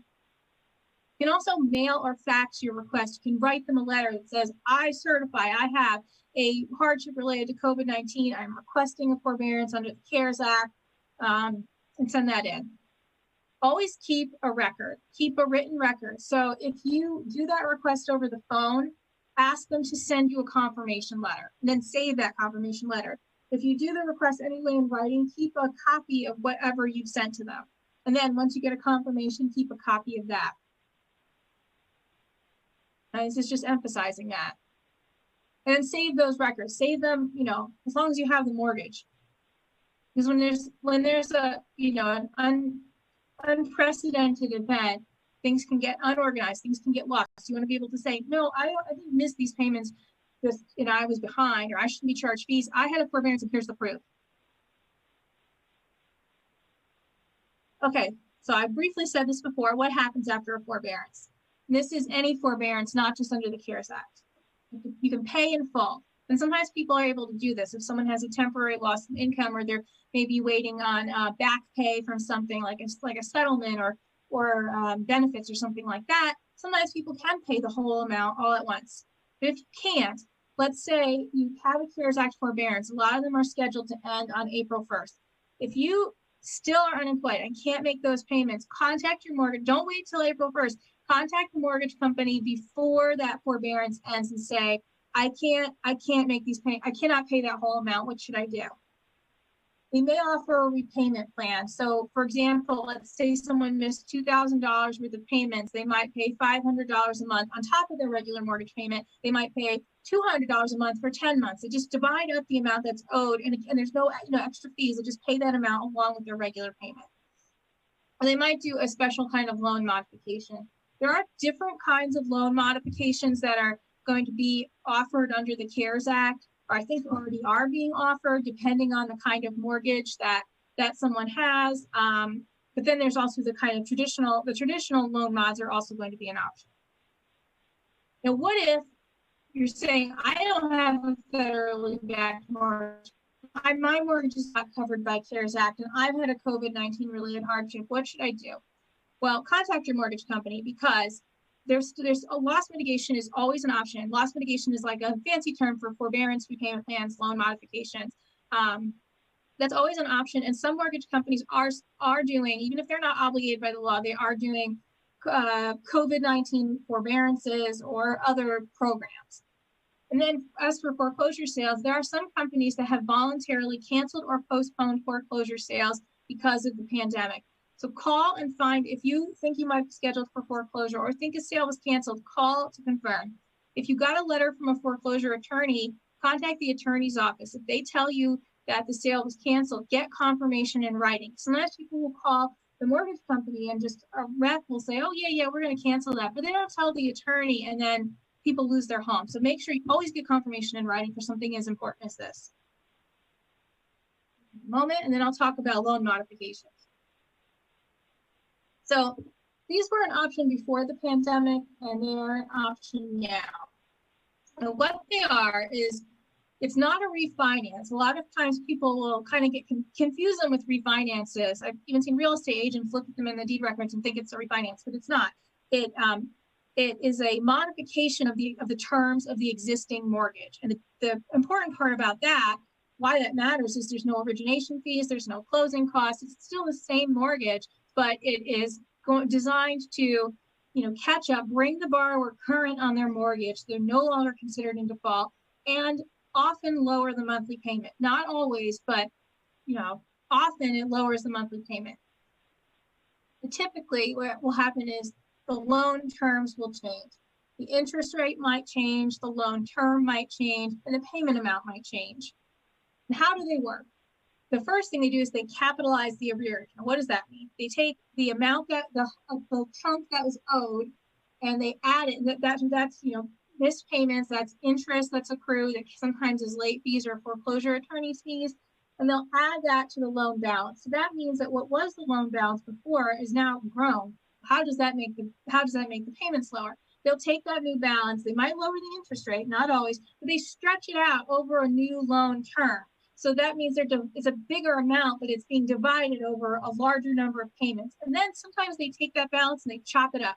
So I put here, sometimes it includes a balloon, forbearance amount, partial claim. These are different things that they call, they take up that principal balance, and there's a smaller, or one part that you're making payments on, and there's another part that you're not making monthly payments on that isn't due until typically end of the loan term, or if the home is sold or foreclosed on. There's different names for it. A partial claim is a specific name that is used for FHA mortgages. Sometimes people are like, how did I get a second mortgage? A partial claim, well, sometimes they will do like a separate mortgage where it looks like it's called a silent second mortgage. It's recorded in the deed records as a mortgage, but you don't have to make payments on it until it's owed, and it's not bearing interest and things like that. No payments are owed. Okay, so again, they take that new balance, they stretch out the loan term, typically for 30 or 40 years, depending on the program. They lower the interest rate sometimes they go up, rarely, sometimes they stay the same. Sometimes they do what's called a step-up interest rate, where they start out for us with, like, to kind of ease people in. There'll be a small interest rate that'll go maybe like 2% for 1 year, 3% for the second year, and then 4% for the rest. Once you get to that highest step up, it's fixed from then on. And then there might be a balloon at the end, a balloon payment at the end of the term. Like I said, separate from the amount that you make your regular payments on, and it may or may not bear interest. So I'm going to talk a little bit about Georgia foreclosure law. Now that I've talked about foreclosure rescue scams and what things you can do to try to prevent a foreclosure sale. Georgia is a non-judicial foreclosure state. What that means is that the mortgage company does not have to file a lawsuit. So this is where Googling for legal information can get you into trouble, because in many other states, not all, the mortgage companies have to file a lawsuit. There's, someone has to be served. They get to answer. There's a lot of time built in. Georgia is in other non-judicial foreclosure states, not so. They have to do a lot less to foreclose. It's a very fast process. So there's no right to go in front of a judge.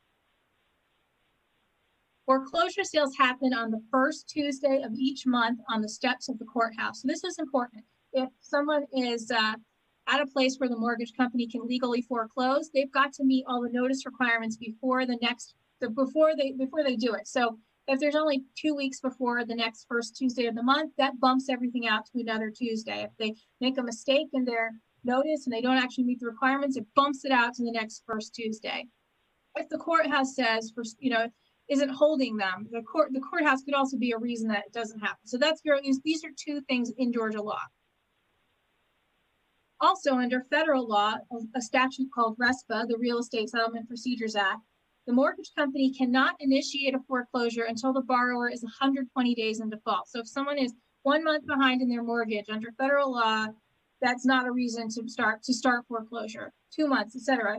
4 months. Once you get to 4 months and beyond, that's when they can start moving for foreclosure. So someone is worried, loses their income, is worried about foreclosure. There's 4 months, and then they have to do everything they're supposed to do before a first Tuesday. So the Georgia notice requirements is a 30-day letter by certified mail. So that means there has to be a letter with specific requirements, like a copy of the foreclosure ad and the date and who you talked to about negotiating. And that has to be sent by certified mail. There is no requirement of when you receive that letter or even that you receive that letter. So lots of people will say, I refused the certified mail, so I didn't get it. Don't do that. If you think you might be facing foreclosure, you want to know what's going on, and there's no benefit to refusing the letter. And the other is the 4-week legal ad. So this is a specific ad that has to meet certain requirements in a legal newspaper. So it's not going to be in the AJC or the newspaper that most of us read. It's going to be a newspaper that only some people are reading, which would be like the DeKalb County Champion or the Fulton County Daily Report. Has a specific section for legal advertisements, including foreclosure ads. And that is what people are looking at when they're trying to see, if they want to buy a foreclosure, or if they're attorneys that are trying to send out mailers to help people out of foreclosure. Or scammers also will look at these ads and say, who am I? I send my mortgage assistance scam to this person. Or, I'm sure they don't call it a scam, but I do. Or foreclosure rescue, things like that. Or just people who want to buy a house, fast cash. And then another thing in Georgia law is that after the sale, a common misconception is that on that first Tuesday, you have to move out that day. You don't. Whoever buys at the sale has to file a dispossessory warrant, same as a landlord trying to evict someone. They have to go through that process. So they have to make a demand for possession, file something in magistrate court. Person has to be served. They have 7 days to answer. Going through this quickly because it's kind of a different presentation, but 7 days to answer. Hearing is scheduled. Go to the hearing, like all of those things usually build about 3 weeks into the process, longer if the buyer just takes their time about doing it. And sometimes the buyer will be willing to work something out, like a cash for keys or a new landlord-tenant situation. Or just will agree to give someone time to move out. So ways to potentially stop a foreclosure sale instead of falling prey to one of these scams. One is to pay up the arrears. Like I was talking about, there's a smaller amount, not the whole loan. You can usually pay up to reinstate. Most of the time, people, if someone could pay that amount, they wouldn't be in foreclosure, but sometimes people are able to, sell something or borrow from friends and family and get caught up. And so it's important, if that's your plan, make sure you get your reinstatement quote in writing. It says like the deadline, because I have seen where it's like this payment amount is good for 10 days. More foreclosure attorneys' fees and fees will keep adding up every day. So the next day could jump by $2,000 or large amounts. It's really important to get something in writing and try and be within that time frame. You can enter into a workout plan. That's all that stuff I just talked about: a forbearance, a repayment plan, a loan modification. Refinancing, which will pay off that mortgage and create a new mortgage. That's not always an option if someone's already in foreclosure. That can affect your credit in a way. It's difficult to refinance. Selling the home can stop a foreclosure sale. So this is an option where you don't get to keep your home, but at least get, if you do a full sale, not a short sale, not a fast cash sale, get the equity out of the home so that you can move on. If there is a legal claim, if this foreclosure is legally not supposed to happen, you can file a lawsuit and request from a judge a TRO, a temporary restraining order. Talk to an attorney about this, because this doesn't work to stop every foreclosure. This is something when there's a legal basis, when it's a wrongful foreclosure, like somebody wasn't behind or something like that. Filing bankruptcy can also be a way to stop a foreclosure sale. Make sure you speak with an attorney to file the right kind of bankruptcy. That it's really best done with an attorney to get all the paperwork right so that the bankruptcy isn't dismissed. But typically, a Chapter 13 bankruptcy is a repayment plan where you would be paying back paying your regular mortgage payment and then plan payments, some of which would be paying back what's owed on the mortgage. While you're in a bankruptcy, it's possible sometimes to sell. So basically the bankruptcy will just put a pause on process, giving you more time to either sell the home and get the equity out, or sometimes apply for and get a loan modification so that then you're brought current and you can, not lose your home. So again, where to get help is the same slide as before. Legal aid is an option. HUD certified housing counselors, foreclosure prevention and loss mitigation is a specific thing they help with, and report scams to the Federal Trade Commission. I'm going to stop sharing my screen now. Are there any questions? Woo! That was awesome, Sarah. That was a lot of information. I, for one, learned some things with your presentation as well. One of the things I wanted to ask that the audience might be questioning is, when you have to file the refinance or sell your home or file for bankruptcy, as a way to mitigate losing your home, doesn't that take time? Yes. Would that really actually be a way, if there's, it takes time to file and, find the right attorney or what have you to help you with things? Would that truly stop the sale? That's a question I thought someone might have. Sure. So with the bankruptcy, so a lot of times, you got to communicate with the mortgage company, or once they've got an attorney, it's important to talk with the foreclosure attorney as well, because they're the ones with authority to try to stop everything. Excuse me. But if you're filing a Chapter 13 bankruptcy or any, bankruptcy, and I have to say, like, there are certain rules like that. I'm not one of the people in the home defense program who does bankruptcies, but there are certain rules where, this isn't always the case, but typically what happens is that court issues what's called an automatic stay. So as long as that bankruptcy is filed before the foreclosure, so if it's 1 minute after the sale is cried out, it's too late. If it's filed before foreclosure, then the automatic stay is in place, and that foreclosure sale either has to stop, or if it happens, it's invalid.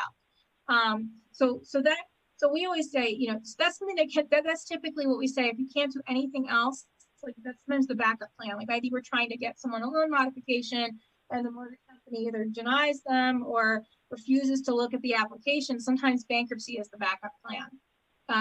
Loan modifications do take time. If the mortgage company, if they receive a complete application 37 days or more before the sale date, they are required under federal law to review that application. And while they're reviewing it, they can't keep trying to foreclose. It's called dual tracking. If they receive it after that 30, you can already see the problem is that, our notice requirement is a 30-day letter, and you're supposed to get this application 37 days before. So if you didn't know you were going into foreclosure, it could be too late.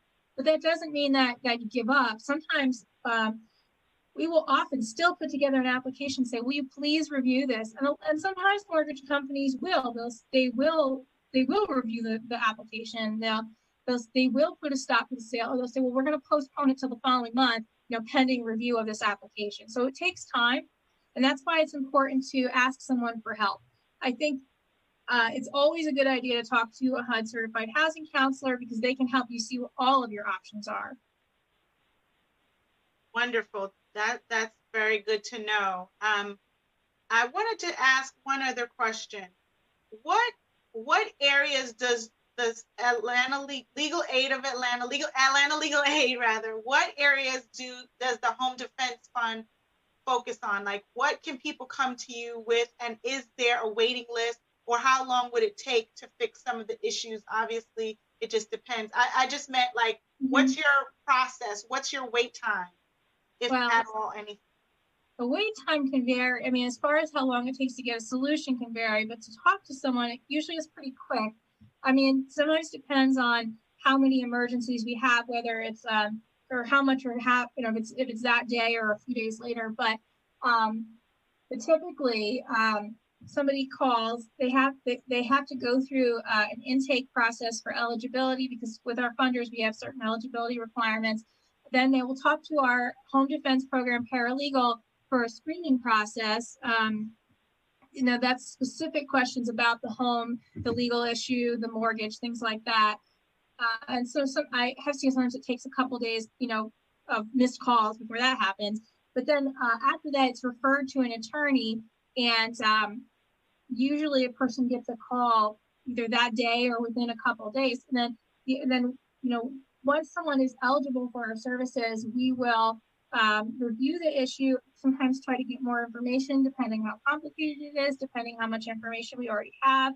Typically, we ask to review documents. I always say if you can send documents in very early in the screening process, it makes it easier for the attorney to get all the information and advise you more thoroughly.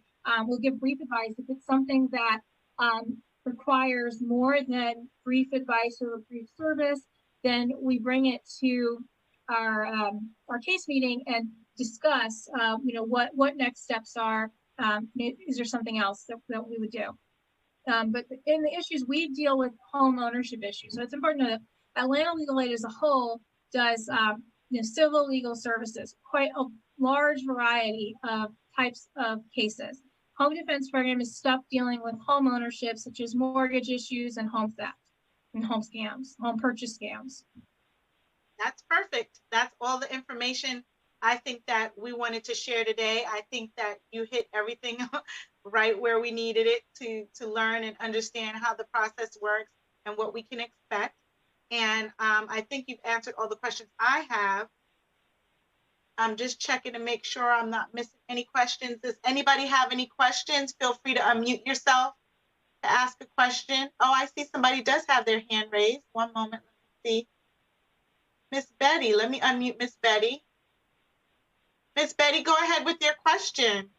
Okay, I don't know if I missed it or whether she talked about it or not, but some people are losing their home because of back taxes.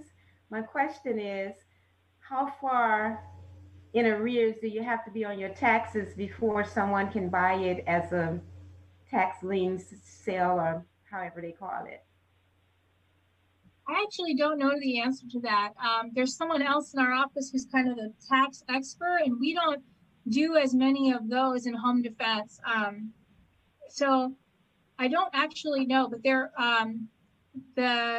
I don't want to give an answer that's incorrect, but I mean, I think it kind of depends on what the county is doing. If the county is, if they decide to foreclose on a tax lien, we are doing some community education programs starting this month with some of our other community partners on tax issues. And I would say you can go to, I think it's georgialegalaid.org. I'll have to look and put it in the chat, that we have like a lot of information about different legal issues. And then we're going to be doing, the tax expert will be doing community eds about this, and probably last year's are still available as videos.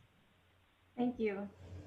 I'm sorry, Kamal, I couldn't give more information. That's okay. Kamal, do you know the answer to that by any chance about taxes as it relates to how long before like after your taxes are sold, would someone have the opportunity in Georgia to be able to? I know that the company I used to work for had that issue where they sell our taxes and then we just have time to pay back the person or company who paid it.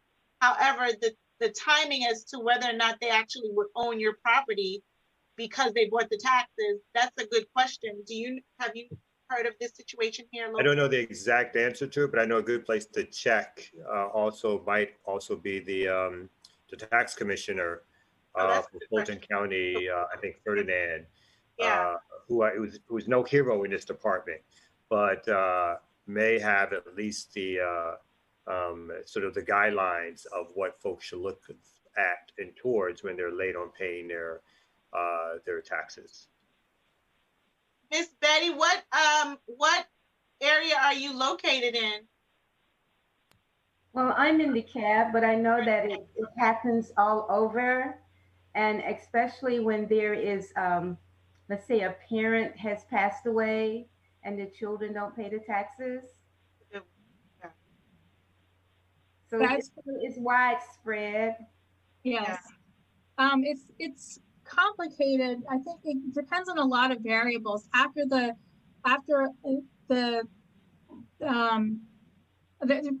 a lot of variables, basically. It kind of depends sometimes on what the buyer wants to do. But yeah, that is definitely a common problem we're seeing with heirs property or just inherited property, because people will lose the homestead exemption. And there is an argument that that basically not just someone who has a deed saying they're the owner is entitled to the homestead exemption. I don't want to get too much into it because the expert at our office will be doing some presentations on this actually very soon. But yeah, getting that homestead exemption, paying the back taxes, it is a big problem. I wonder if when they have to sell your deed, the person who purchased your taxes, wouldn't they have to actually have your deed and sell it or something before they could just own your home? I think the county seizes. County has to sell. County sells to investors. Mm-hmm. And then really quickly, the other thing that happens is for long-term residents who have paid off their mortgage, and usually their taxes were part of their monthly mortgage payments. And so it was a relatively speaking sort of easy additional payment. But after the mortgage is paid off, then they get a lump sum bill, which, surprises them. And again, when we talked about gentrification, when those taxes go up and they're surprised and their demands made that they have to pay all of it at once, is really where either elderly or even folks who inherited the property have issues, because they didn't expect to have to pay, you know, 2,000, 3,000, 5,000, whatever it is at a single particular point in time. And if they don't, then you have the county tax commissioner, and particularly I think DeKalb County Tax Commissioner Ferdinand is actually contracted out to several other cities and counties around the state, almost as a side business that he charges to also collect taxes. And so basically you have a machine which is not meant to mitigate the needs of folks who are late on tax payments or need more time, but who's really has an enforcement policy, because the more taxes he collects, that increases his ability to charge other folks and to make more money in addition to his salary as the commissioner as in Decatur. I think that was DeKalb County, sorry. Thank you so much. I think that that was a really good question, and I just think I found the answer on the DeKalb County website, so I put it in the chat.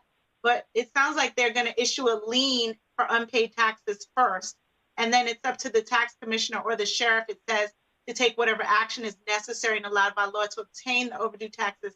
Now, as it pertains to the length of time, how long after after this lien happens and so on, I didn't read into all of this, but I did post that in the chat for you, Miss Betty, and anyone else who may be interested. And I think that that's a very good point, Kamal, that you should just go directly to your particular county's tax commissioner's website, or contact them directly to obtain the answer specifically for your county on the tax lien or delinquent tax issue. One thing I can add, so there are multiple steps, and there's, the lien, there's foreclosing on the tax lien, and then there's a period of right of redemption that has to be foreclosed on. And I don't want to give exact timings. It does vary depending on who's bought the lien and what various choices that are made. There are notice requirements. People are supposed to get notice, but the one thing I want to add is the longer that lien's out there, the more expensive it gets, because there's, you have to pay off the lien, but once there's a foreclosure, then you have to pay off the sale price, so the taxes might have been a small amount, but then you have to pay off the price plus there's a percentage that goes up every year. So it's important to try to, get on top of it quickly and get help quickly. And then also, I just want to stress that the deadline to apply for your homestead exemption is April 1st. Check to see if there's a different application for the city you're in. Like some you can do a county and city application at once. Some cities have a separate application. But if you need extra documentation, like if your car isn't registered at your address, like try to get all that done now. We're going to be doing some workshops and presentations. We're doing presentations on the homestead exemption later this month, and then workshops where volunteers are helping people with their applications. And then last year, so I think our presentation on lowering your property taxes through appeals is still on, I think it's either on the Atlanta Legal Aid Facebook Live or a different one, but if you contact me, I can let you know. But we're going to be doing that again this year, where helping people appeal their property tax value to try to lower their taxes. So, Sarah, okay, sorry, go ahead. Oh, sorry, I muted myself. I was going to say, as for the lump sum, it's possible to contact the tax office to ask to either make monthly payments or work out a payment plan, because yes, that lump sum is difficult for most people to make. Thank you so much. So, Sarah, when you say people can contact you, is it okay for me to drop your email address in the chat? Sure. I can put it in as well. Okay, great. So I just dropped it in the chat, and I want to be mindful of people's time. We're 4 minutes over. Does anyone have any more questions? If you do, this is what I'm going to recommend. Send us an email at cdc@mtwelcome.org, and we'll try to get your questions answered. Thank you so much to Kamal Franklin and to Miss Sarah Kelsey for being here today. Your presentations were outstanding. Thank you so much for taking the time out of your day to be here and to share this very important information with us, as well as answering all the questions. I want to thank you all, audience, for being present and being available to get questions posed, and for just being present and getting this information. I want to empower you to contact CDC at mountwelcome.org to get on our mailing list and to get involved in what we're trying to do in terms of educating you and keeping you abreast of all that is out there that pertains to what's going on here in our state, what's going on locally in our cities and our neighborhoods. Thank you so much for being here. You all have a wonderful, blessed day. Reverend Robinson, is there anything else you want to say?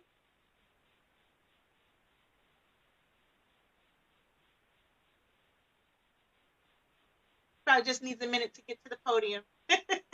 I just want to make sure I give the Reverend some opportunity to be here, say anything. And when I'm looking over, I'm looking at multiple screens as well, trying to make sure I'm not missing anything from anyone else. Well, I'm just going to say on behalf of there he is. Just wanted to thank everyone. The sound went away, Pastor Robinson. Hold on, we can't hear you. You were there and then you went away. There you go. There you go. Okay, thank you. Just wanted to thank everyone for participating. I want to thank our awesome presenters, Mr. Franklin and Miss Susan, for just taking really just this time to give us such a wealth of information. And we just want to really encourage you to find out as much as you can so that those who are legacy residents can stay in your homes, but also those who are new to communities, are connecting with the community in such a way that you're not just coming in taking over, but you're coming in being a part of and realizing that the community was there before you were there. And so just making, truly living out this thing of being a good neighbor and watching out for each other. So we just thank each and every one of you all for participating, for being a part of this. And you are truly appreciated. And there will be some more things that we'll be doing. So please send us your email address so we can get it on, so you can find out all of the stuff that we're doing. Thank you. And I'll turn it back over to you. Well, thank you so much, Reverend Robinson, for your words. I think that was important for us to remember that even if you're moving into these neighborhoods and you are not a legacy resident, that we ask that you please be mindful and be a good neighbor. Go talk to your neighbors. Go introduce yourselves. Make sure that even if you are a legacy resident and you know that there are new people coming into your neighborhood, take the moment to just go and say hello, introduce yourselves, talk to your neighbors, get a community going so that we can all work together and rely on each other and let people know what it is you're doing here, what you have done, what's been going on, so that they can understand what's going on and not take over. So thank you so much for saying that, Reverend Robinson. Thank you again to Kamal Franklin and Sarah Kelsey. And you will all have a wonderful, blessed day. Can I add one last thing? Of course. Yeah, and I wanted Kamal. I think he said something. I think about code enforcement in a sense as a weapon, and I just really wanted to add this to it. And we all want nice neighborhoods. We all want our streets to look well and nice, but also remembering that notion of being a good neighbor and speaking to your neighbor and asking, hey, is there anything that I can help you to do to get your house up to code before we use code enforcement to push people out? Because just because you're able to live in a house that's painted, the roof has been redone, and the grass is manicured and maintained, doesn't necessarily mean that the person who's been in that neighborhood for 40 years has the income to do the same thing. And so let's just figure out ways to create spaces so that the entire neighborhood prospers and not just us. Thanks again. Thank you so much to everyone. Thank you, Reverend Robinson. Thank you to Mount Welcome CDC, Mount Welcome Missionary Baptist Church, and to the Mount Welcome digital team posting this on Facebook, on the Mount Welcome website, here on Zoom, as well as YouTube. So you can find this presentation on all those platforms, and please share it with your family and friends and those you know that could use this information. Thanks again to the presenters and to you, the audience. You all have a wonderful day. Bye-bye now. We bid you farewell.